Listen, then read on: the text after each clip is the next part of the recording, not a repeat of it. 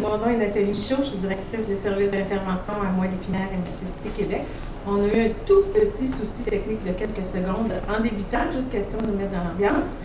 Alors, je vous souhaite la bienvenue à ce webinaire qui va porter sur la compréhension et la prévention des plaies de pression. Vous êtes plus de 70, un peu partout à travers le Québec, en ligne pour nous écouter. On est très contents que cette technique-là nous permette d'être en contact avec nos membres un peu partout au Québec. C'est le deuxième webinaire que l'on fait, sûrement pas le dernier. Il y a plein de sujets à explorer qu'on va vouloir vous présenter dans l'avenir.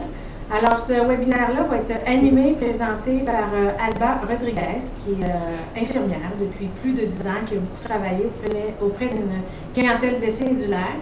Donc, elle connaît bien ce que ça peut vouloir dire pour une personne d'essai médulaire de devoir conjuguer avec une plaie de pression. De là, la nécessité de faire de l'information pour le prévenir le plus possible. Alors, la présentation devrait durer à peu près une trentaine de minutes. Et puis après ça, on va prendre des questions. Alors, on a déjà reçu des questions par courriel avant la diffusion. Alors, Alba va pouvoir répondre à quelques-unes d'entre elles. Et ensuite, on va recevoir des questions par chat qu'on va transmettre à Alba. Puis on avait prévu une vingtaine de minutes pour répondre à vos questions en direct. Nous tenions quand même à faire une précision, une mise en garde par rapport au webinaire d'aujourd'hui. C'est-à-dire que c'est une session d'information qui porte sur la compréhension et la prévention des plaies de pression et non sur le traitement des plaies de pression. Parce que vous comprendrez qu'on est en webinaire et puis pour donner des conseils de traitement, il faut être en mesure d'évaluer la plaie. Et ça, ce ne sont que des professionnels de la santé qui sont en mesure de le faire. Alors, par webinaire, c'est malheureusement pas possible. Alors, même les questions qui auront trait à des traitements, ça va être plus difficile pour nous de pouvoir y répondre aujourd'hui. Éventuellement, peut-être que dans un autre webinaire, on trouvera peut-être une façon de pouvoir, de façon générale, aborder la question des traitements. Alors, voilà, je vous souhaite un bon webinaire et je cède la caméra et la parole à Alba Rodriguez. Oui, bonjour. Donc, merci beaucoup pour la présentation, Mme Michaud. Donc, premièrement, aujourd'hui, on va vraiment comprendre c'est quoi une plaie de pression puis les façons de la prévenir. Pour commencer, on va voir un témoignage.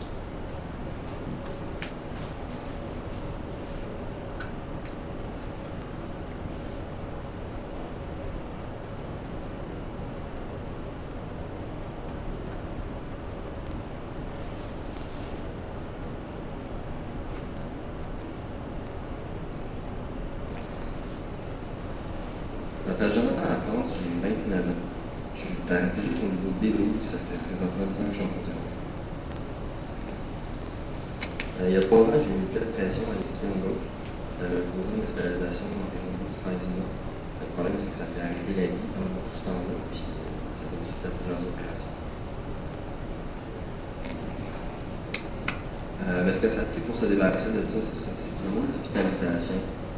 Plusieurs opérations en fait.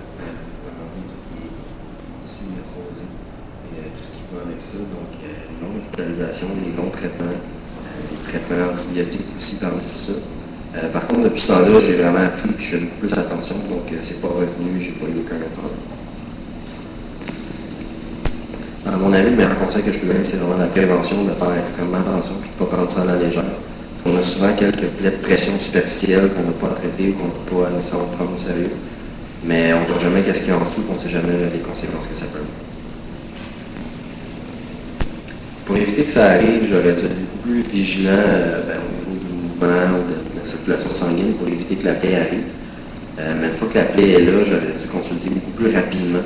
Les conséquences auraient été moins graves et les traitements auraient été beaucoup moins longs.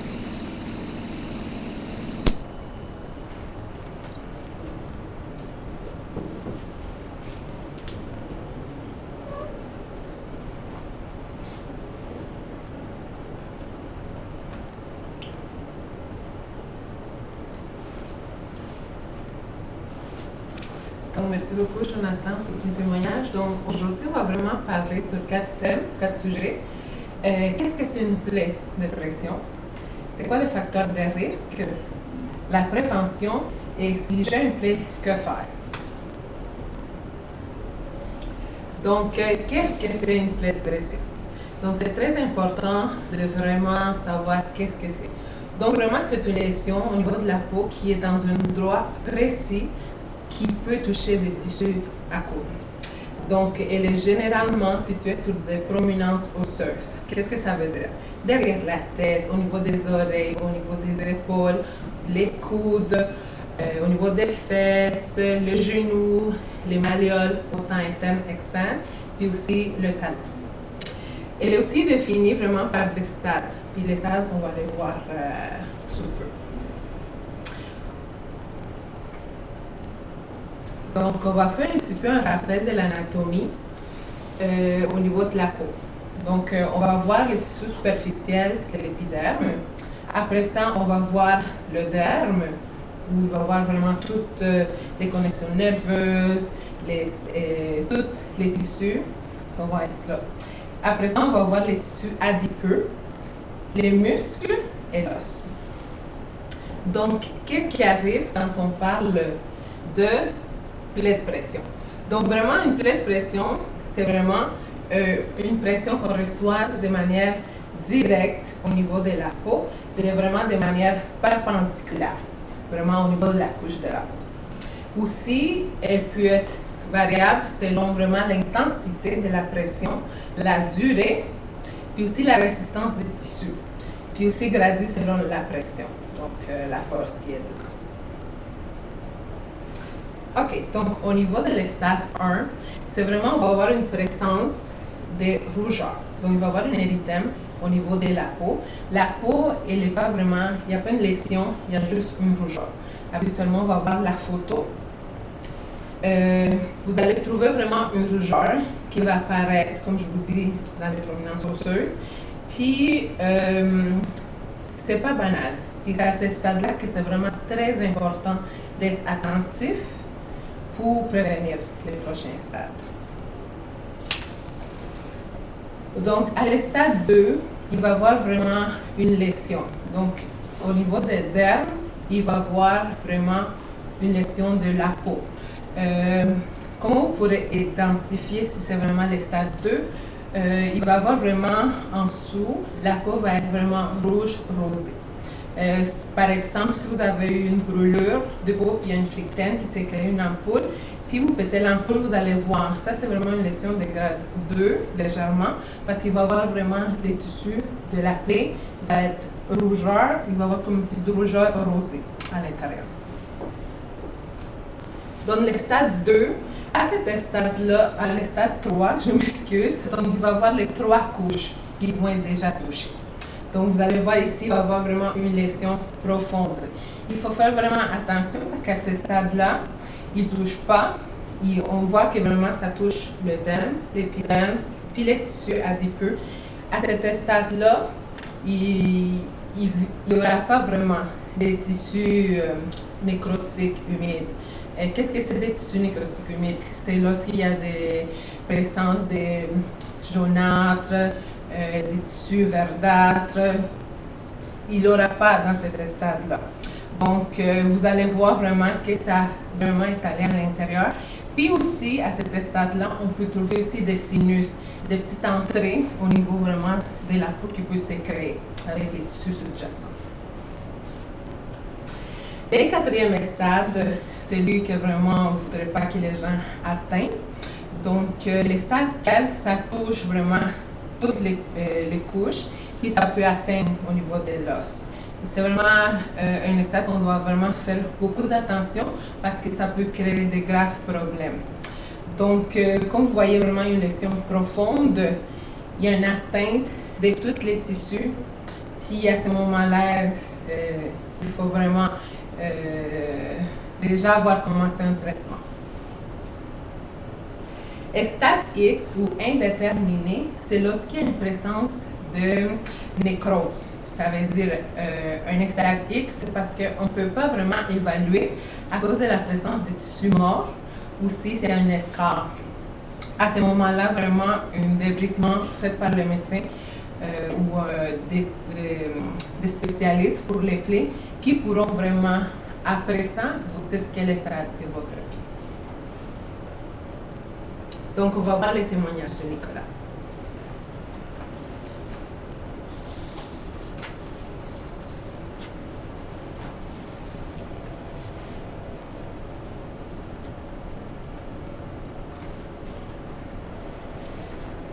Bonjour, mon nom est Nicolas Messier, je suis une personne tétraplégique incomplète, niveau C5-C6, à la suite d'un accident de plongeon en 1999. Donc, mon histoire de plaie à moi, c'est une plaie que j'ai eue au sacrum, donc au pli interfessier, qui a été causée par ce qu'on appelle un sinus pilomidal, ce qui, en résumé, est l'équivalent d'un poil incarné qui se serait infecté et qui aurait causé une dégradation par l'intérieur. L'ensemble de la plaie s'est étendu sur 3 ans avec différents épisodes. Et concrètement, la plaie elle-même avait, disons, une longueur d'1 centimètre à peu près et une profondeur de 2 centimètres, dépendamment à quelle phase dans le processus. Donc, au niveau du traitement qui a été utilisé pour ma plaie, dépendamment à quel moment ça a été différent. Au début, on a essayé avec mon médecin. Donc, tout de suite, en fait, quand j'ai eu cette plaie-là, j'ai été consulté un médecin qui connaissait bien les blessés médulaires à la clinique de Lucie-Bruno. Et il m'a recommandé l'utilisation d'un onguent antiseptique qui permettait de diminuer l'infection et en complément avec du Zingofax, ce qui n'a pas réglé le problème. Par la suite, mais qui n'a pas réglé au complet, disons, parce que bien qu'elle se soit refermée, il y avait toujours une grande sensibilité à cet endroit-là et une grande fragilité aussi de la peau qui a mené à des récidives par la suite. Et donc, au terme du 3e épisode, le médecin a décidé de m'envoyer en chirurgie plastique pour me faire opérer. C'est donc une opération qui est somme toute assez simple, qui dure une quinzaine de minutes et dans laquelle le chirurgien cautérise vraiment cautérise l'ensemble de la plaie et la ferme. Et donc, suite à cette intervention chirurgicale-là, le problème était réglé depuis 2009. Donc, les éléments, en fait, que j'aurais pu faire pour améliorer la situation autre que ce qui a été fait, déjà, au niveau des conseils que mon médecin m'a donné, il me conseillait de changer de type de sous-vêtements pour utiliser des sous-vêtements en coton blanc uniquement, parce qu'apparemment, le colorant utilisé peut mener à ce type de problème-là. D'autre part, j'ai fait l'acquisition d'un coussin Roro qui a permis quand même de soulager une partie de la pression sur mon siège à l'endroit précis. J'ai été aussi consulté un ergothérapeute, évidemment, pour l'obtention de ce coussin Roro-là. Et par ailleurs, j'aurais pu effectivement demander plus rapidement à avoir l'opération qui a finalement réglé la question et qui a été vraiment une solution de dernier recours et qui aurait simplifié beaucoup le cheminement et la guérison de cette plaie-là. Une chose qui est importante à comprendre d'après moi concernant les plaies, c'est vraiment l'impact que ça a sur notre vie. Pendant les 3 années où on duré cette plaie-là, de façon intermittente, mais tout de même, il y a plusieurs mois pendant lesquels j'ai dû rester couché sur le côté sans pouvoir faire les activités de ma vie quotidienne, de requérir des services du CLSC alors que je suis quelqu'un qui est complètement autonome dans toutes mes activités. Et donc, vraiment, c'est mon autonomie qui en a pris un coup. Souvent, quand on est une personne active, tout ça, on prend moins soin de notre peau, on y pense moins, puis après ça, quand on réalise à quel point c'est handicapant, on comprend vraiment à quel point c'est important de faire attention.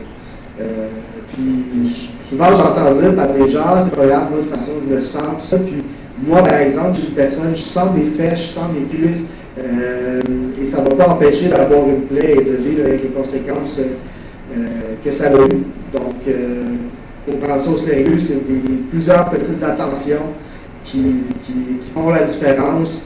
Et souvent en fait, une des choses auxquelles on ne pense pas, ou les moments où les plaies arrivent le plus, c'est quand on est dans des nouvelles situations, on pratique une nouvelle activité qu'on n'a jamais faite, et on a beaucoup de plaisir, ça va faire du bateau, l'humidité, des choses comme ça, de l'été, ben, c'est tous des éléments dont il faut vraiment tenir compte et faire porter une double attention à ces moments-là.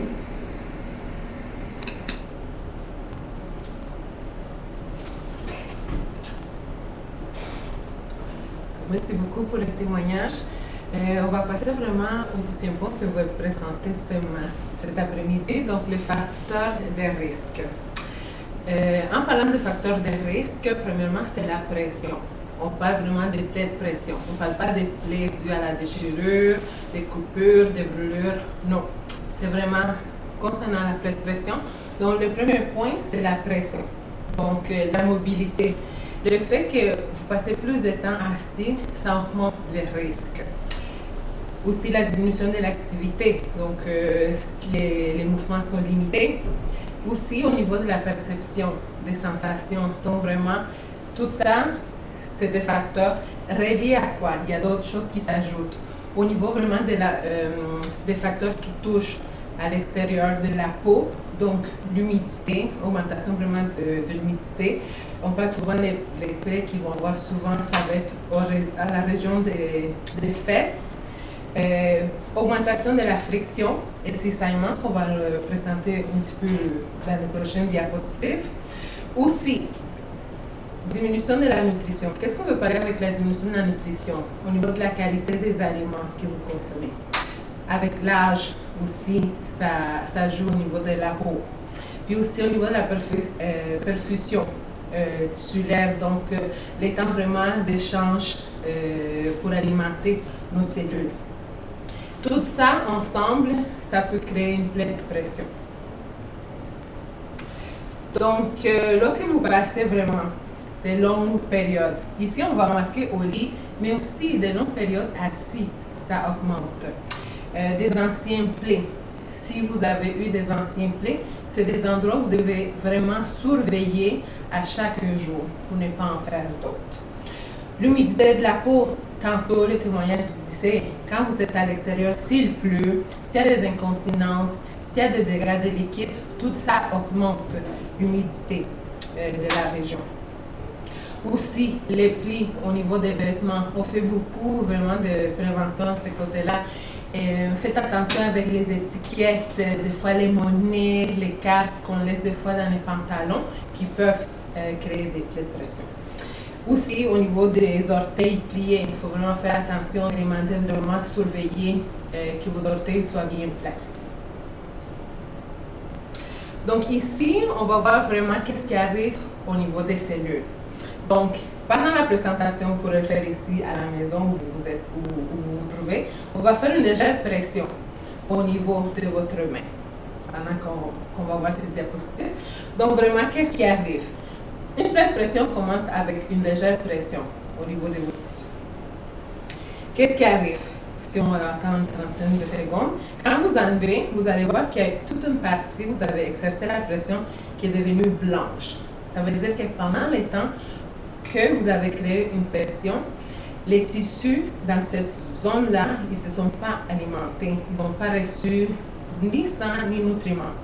Donc, quand la pression dépasse le temps, c'est à ce moment-là que les cellules commencent à mourir, puis à la longue, ça crée une plaie de pression.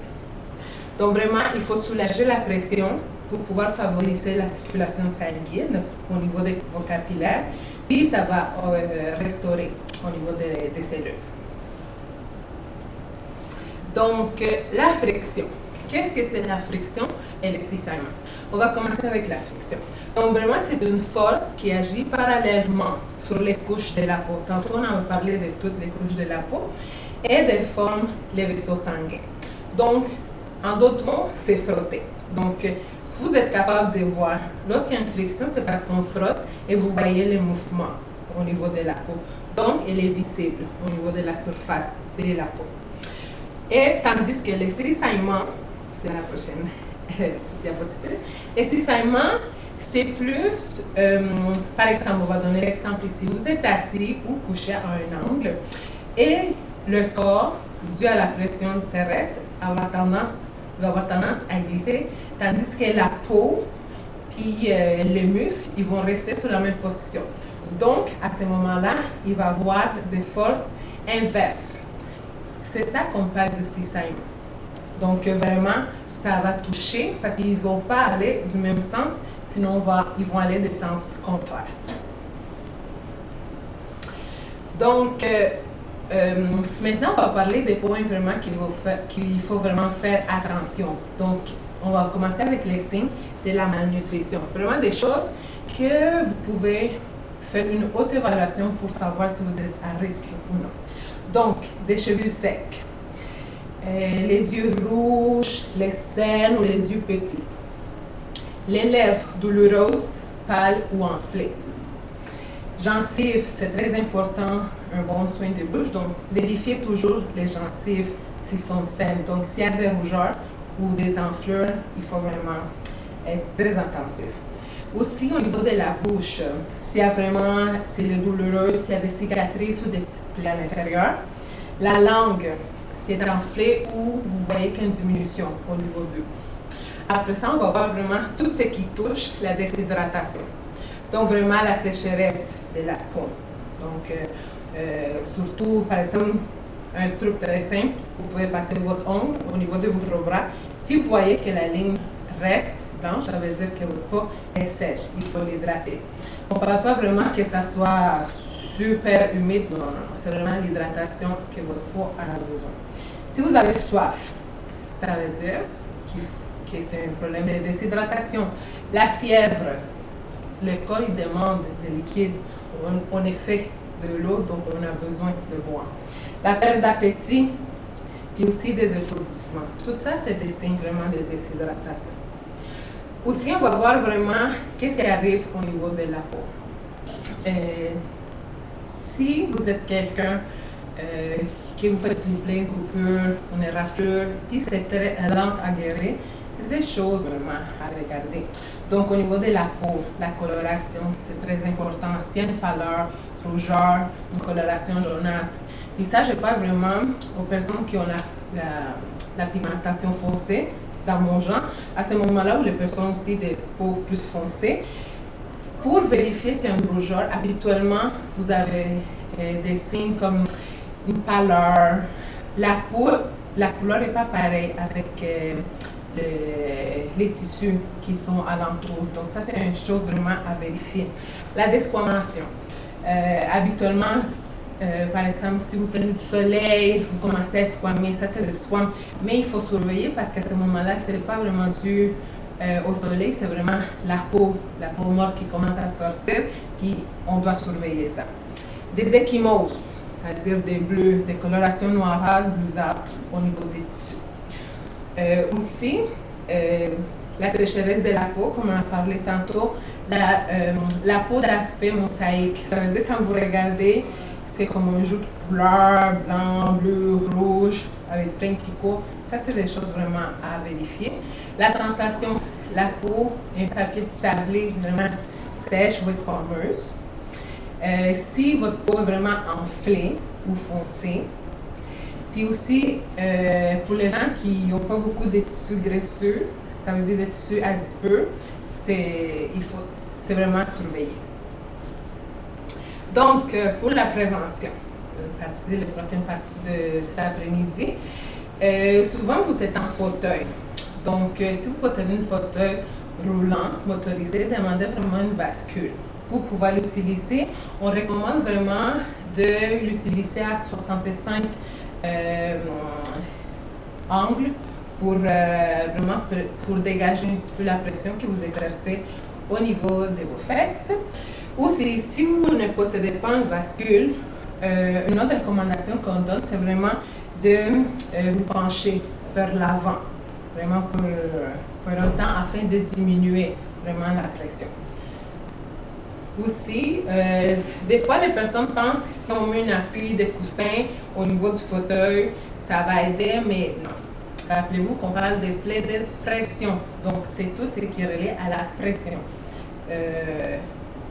Prochaine diapo. Aussi, il y a certains endroits où on travaille avec les stimulations électriques. C'est un bon choix parce qu'elle augmente la vascularisation au niveau des tissus sous-jacents pour pouvoir aider à la guérison de la plaie. Aussi, un programme éducatif. les gens qui connaissent Mémo Québec ou quoi, l'organisme, si vous avez passé par les RGLM, vous avez reçu vraiment soit les anciens cartables ou les nouveaux, où on parle vraiment de vraiment comment prendre soin de votre peau, de vraiment faire attention, sauver votre peau. Mais il y a d'autres programmes aussi qui se donnent au niveau vraiment de la prévention, au niveau des plaies de pression, vraiment qui touchent les blessés médulaires. Donc on parle de ça. Aussi, donc les types et la durée des techniques pour diminuer la pression doivent être individualisés en utilisant un pressure mapping. Vérifiez votre peau de manière régulière. Habituellement, vous avez des préposés soit le matin ou le soir. Prenez un temps de vraiment de vérifier. Vous connaissez les zones qui sont plus atteintes. Surveillez vraiment vos rougeurs. Vérifiez aussi le fauteuil, puis aussi l'appareil qui cause vraiment des pressions dangereuses. Le pressure mapping. Peut-être vous pourrez me demander, mais c'est quoi ça, Alba? Le pressure mapping, c'est une technique, vraiment une cartographie où les gens peuvent évaluer les pressions. Donc, habituellement, il est utilisé dans certains centres pour vérifier la pression qui est exercée. Donc, ils vont conseiller des coussins qui vont vraiment répartir la pression afin d'avoir une pleine pression. Puis aussi, vraiment, de bien manger puis de vous hydrater. J'ai une plaie, Alba, qu'est-ce que je dois faire? Donc, vraiment, tout d'abord, les gens qui sont peut-être à la maison, c'est vraiment de parler avec le CLSC. Il y a des infirmiers qui pourront aller chez vous, ou peut-être vous pourrez prendre des rendez-vous avec elles pour évaluer la plaie.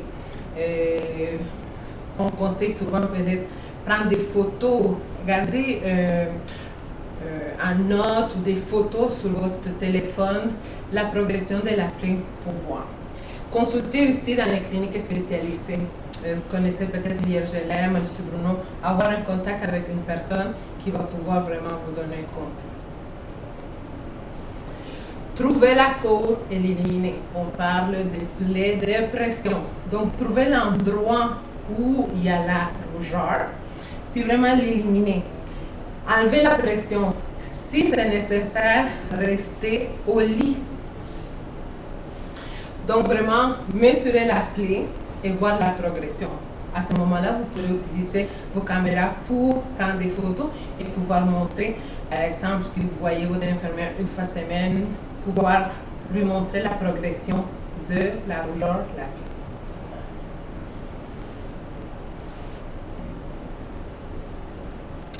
Aussi, trouver le traitement idéal. Donc, il est préférable vraiment de connaître toutes les ressources. Je sais qu'on a des personnes qui se sont joints à nous, qui viennent de partout au Québec. Peut-être demander à votre CLSC ou à votre spécialiste au niveau du suivi des blessés médulaires pour connaître les ressources. Où est-ce que vous pourrez aller quand est-ce que vous avez une rougeur pour prévenir.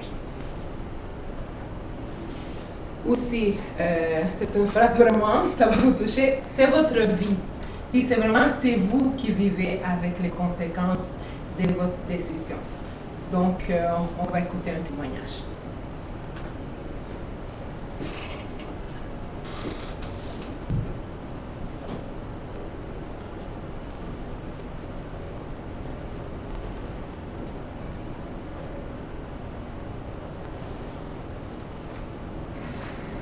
Hi, my name is Jacques. I'm 58 years old, and I'm a C567 quadriplegic since 1976. In 1996, I had a pimple on my coccyx area, and my home care nurse at the time thought it was a good idea to cut it off so that it would dry out and heal. As a result, because it was in the coccyx area and I was always sitting up, it was very humid, and the tiny pimples in it were a full-fledged bed sore. It lasted a year and a half before it was finally healed. That was a result of having had a surgery to close it up. When the wound started, I just began a new position, a new job in a new company, and as a result, I was trying to be at work as much as possible. And rather than giving the attention deserved and staying in bed and off of it, whenever we feel a little bit, I go back to work. And again, as a result, the wound became much more severe. And again, it took a year and a half to heal. There was a number of treatments we tried in healing it. Originally putting on a Tegaderm to try and heal it, but because of where it was, the Tegaderm wouldn't stay on. It would come off and it would actually cause the wound to get bigger and worse. I saw a specialist, a wound care specialist at a hospital in Toronto who was supposedly the leading specialist in Canada. His treatments actually made it worse. And again, we had to just keep trying different things until finally it was taken care of by surgery and closing it up. At that point, I had been careful for a little while to make sure the wound got strong and healthy. But since then, I had no problem at all. It's been just a distant memory.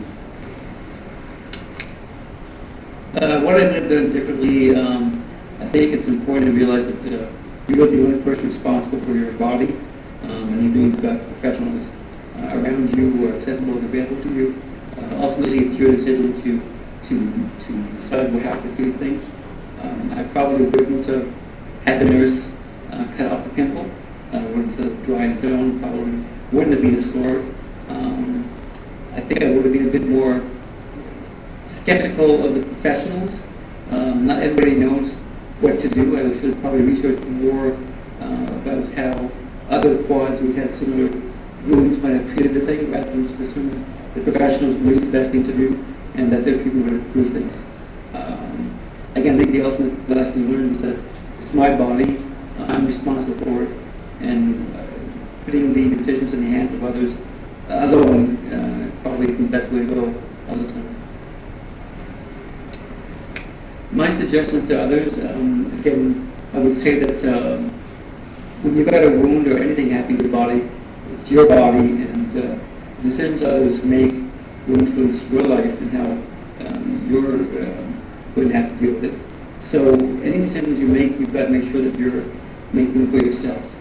Don't always assume that somebody who's a wound specialist knows about wounds for people who are dealing with spinal injuries. It can be different, and so make sure you've got all the information needed to make the decisions on how to take care of yourself, that you're making the best decision, that you're as informed as possible, because ultimately it's you who have to live the consequences.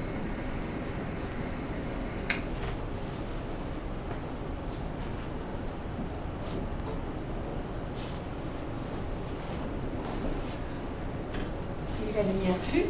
Alors cela termine la présentation du PowerPoint comme tel. Alors on en profite pour remercier évidemment l'Institut de réadaptation Gingras-Lindsay de Montréal, le Centre de réadaptation Lucie Bruno, ainsi que le Centre de santé et services sociaux Pierre Boucher et le National Pressure Ulcer Advisory Panel.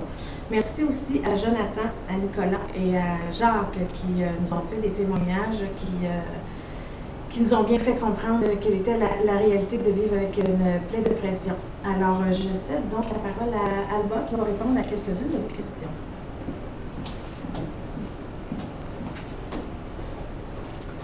Merci Nathalie. Donc, je vais commencer avec les questions qu'on a reçues cette semaine. Donc, j'ai ici la question de Julie. Elle me dit « Comment nettoyer et pincer les plaies de pression?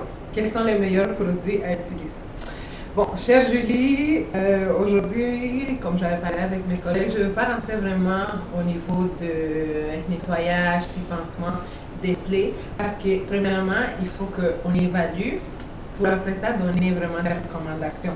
Je pense qu'ici, même au Québec, ils ont pris en note, c'est très important, mais on va pouvoir faire notre webinaire concernant les pansements. Qu'est-ce que vous pourrez faire à la maison? Parce que souvent, c'est qu'on voit que les gens, il y avait vraiment certains endroits qui n'ont pas beaucoup de ressources.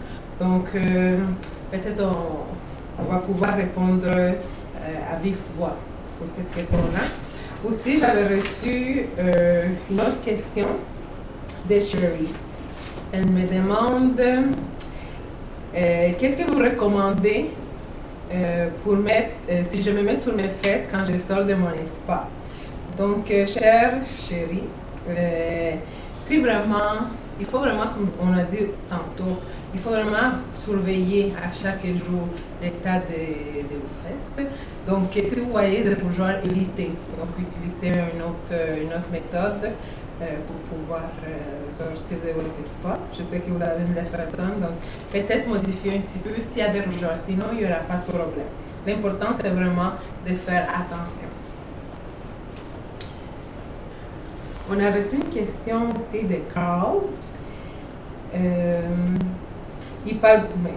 On a reçu 3 questions plus tôt, mais les premiers, ça parle vraiment des produits spécifiques pour les plaies.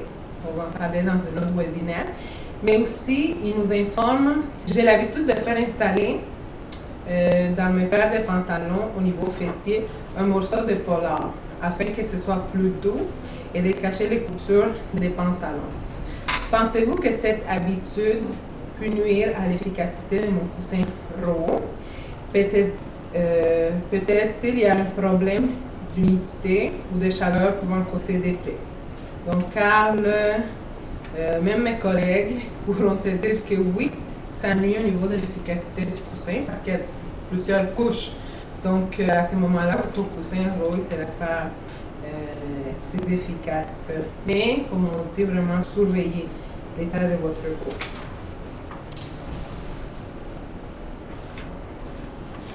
Donc, on a eu des questions de cet après-midi. Alba, est-ce que les professionnels du CLSC ont-ils l'expertise pour se prononcer sur une plaie de pression chez les BM? Premièrement, une plaie de pression chez les BM, c'est une plaie de pression habituelle. Mes collègues, autant du CLSC que dans les autres centres, ils reçoivent des formations régulières pour pouvoir soigner. Donc, il serait vraiment important qu'ils jettent un coup d'œil et qu'ils puissent donner une thérapie, pouvoir donner un traitement pour pouvoir prendre soin. Donc, c'est sûr que les BM ne sont pas connus dans toutes les CLSC, mais quand même, c'est une plaie et c'est très important qu'une spécialiste puisse voir la plaie, évaluer puis pouvoir donner le traitement.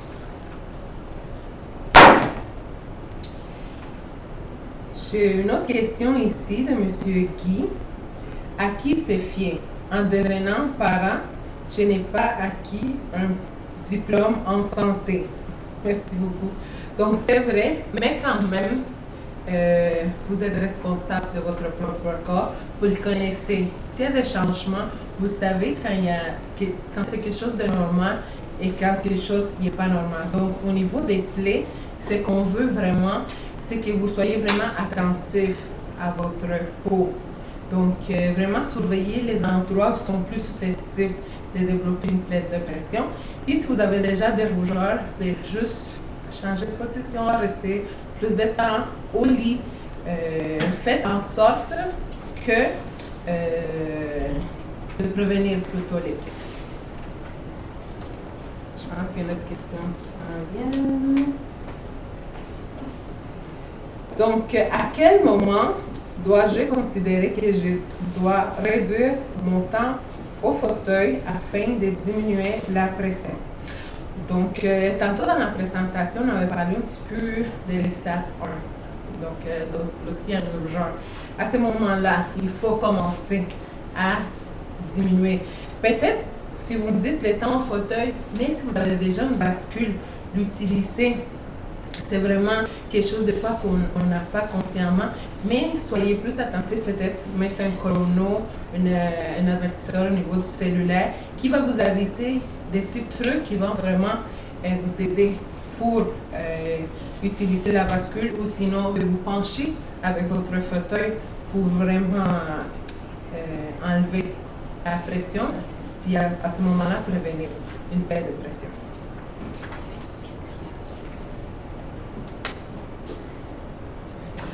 J'ai une autre question aussi dans la même feuille, je m'excuse.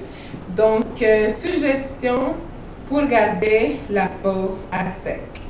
Donc, au niveau des suggestions, c'est vraiment faire attention avec le choix des vêtements que vous prenez on dit beaucoup d'utiliser des vêtements qui sont en texture naturelle, donc le coton. Éviter tout ce qui est le polyester, toutes les matières qui sont des tissus plus synthétiques, parce que ça garde plus l'humidité, tandis que comme le coton, ça aide plus à éliminer et garder votre peau sec. Je ne sais pas si c'est vraiment d'autres questions. En tout cas, merci beaucoup vraiment pour votre présence. Si vous avez d'autres questions, vous pourrez faire parvenir via les chats, puis ça va faire vraiment plaisir de pouvoir vous répondre.